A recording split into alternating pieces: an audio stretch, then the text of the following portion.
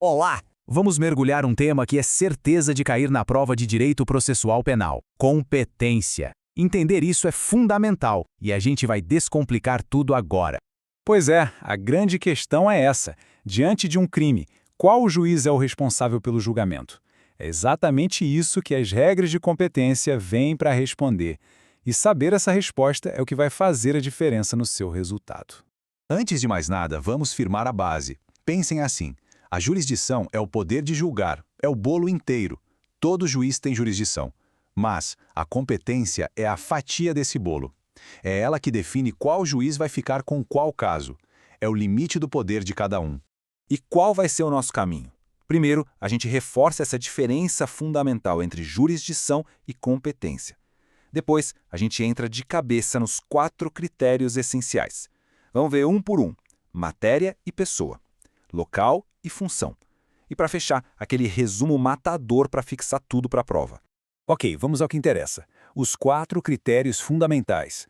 A lei nos dá um verdadeiro passo a passo para a gente descobrir o juiz correto.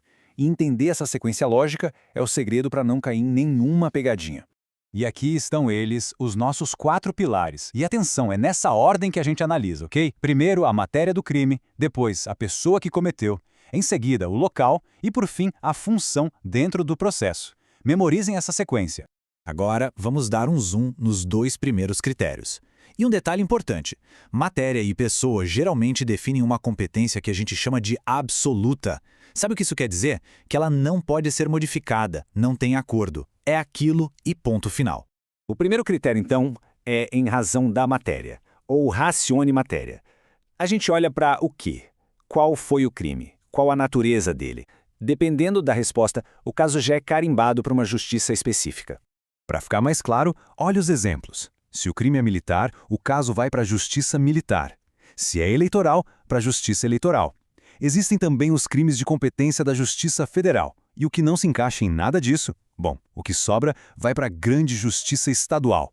Por isso dizemos que a competência dela é residual. Ok, já vimos a matéria. Agora o foco muda para quem. É a competência em razão da pessoa, ou ratione personae. A pergunta aqui é: quem cometeu o crime? Se for alguém que ocupa um cargo público muito importante, as regras do jogo mudam. E aqui, pessoal, atenção máxima, dica de ouro para qualquer prova. O termo correto não é foro privilegiado, é foro por prerrogativa de função. Por quê? Porque o que se protege é a função, o cargo, para garantir que ele seja exercido com independência e não a pessoa que o ocupa. Isso mostra conhecimento técnico. Muito bem. Agora vamos para os outros 2 critérios: local e função. Aqui, a conversa muda um pouco. Geralmente, esses critérios definem o que chamamos de competência relativa. Ou seja, ela é um pouco mais flexível e, em alguns casos, pode ser alterada. O terceiro critério é o de local, a competência territorial, ou rationale-loci. A regra geral aqui é bem simples e intuitiva. A gente pergunta: onde o crime se consumou? Onde o resultado aconteceu? É o juiz desse lugar que vai ser o competente. Essa é a famosa teoria do resultado. E o Código de Processo Penal, no artigo 70, deixa isso bem claro. Se o crime foi consumado, a competência do local do resultado. Mas e se foi só uma tentativa?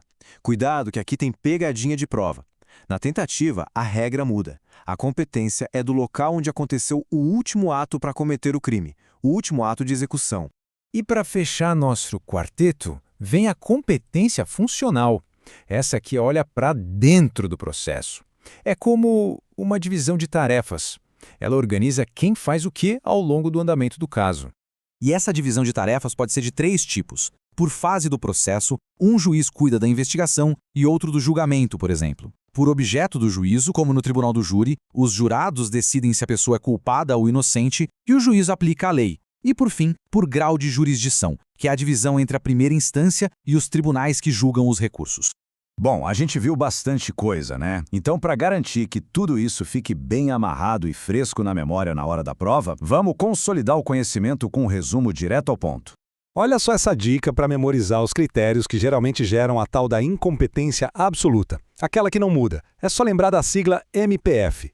Matéria, pessoa e função. MPF. Uma sigla simples que pode salvar pontos preciosos na hora da prova. E para fechar essa tabela é o mapa da mina. Vamos revisar rapidinho. Matéria, natureza do crime. Pessoa, o cargo do réu. Loci, ou local, onde o crime se consumou. E funcional, a etapa do processo. Deixem essa tabela à mão para aquela revisão final antes de entrar na sala. E aí, dominando esses 4 critérios e a ordem de aplicação, as chances de errar uma questão de competência diminuem muito. A base teórica está toda aqui.